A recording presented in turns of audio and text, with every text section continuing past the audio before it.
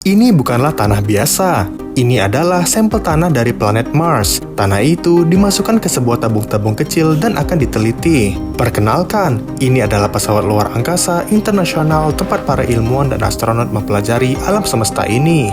Para astronot ini sedang meneliti tanah planet Mars untuk menemukan sebuah organisme yang hidup di sana. Dari mikroskop canggih ini, terlihatlah sebuah sel dari tanah Mars yang mereka teliti itu. Perlahan-lahan, mereka menyesuaikan suhu di kota itu ke angka -5 derajat Celcius, namun tak ada pergerakan sama sekali.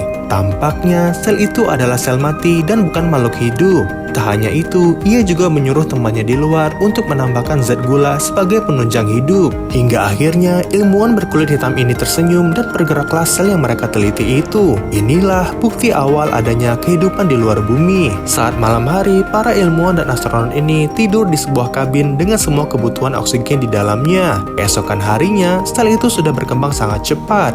Berdasarkan sains, spesies baru ini bukan sebuah koloni, melainkan organisme bersel tunggal yang cepat membelah diri. Ilmuwan itu mengarahkan jarinya di dekat makhluk Mars itu. Tak disangka, makhluk itu meresponnya dan membentuk sebuah benjolan ke arah jari ilmuwan itu. Bahkan, makhluk itu bisa melihat gerakan jari ilmuwan itu dan mengikuti arahnya. Lebih gilanya, kini makhluk itu membuat 2 buah lengan pula dan melambai-lambai mengikuti gerakan jari sang ilmuwan. Namun, mereka masih tak tahu apakah makhluk ini berbahaya atau tidak. Malam itu, alarm pesawat luar angkasa ini tiba-tiba berbunyi. Benar saja, ada sebuah kebocoran oksigen di dalam lab itu. Namun masalahnya, kini makhluk itu tak bergerak lagi. Mereka percaya itu karena hilangnya oksigen dari kebocoran gas tadi. Disinilah semua bencana itu bermula. Perlahan-lahan, ilmuwan ini mulai menyentrum makhluk yang ternyata sudah besar itu.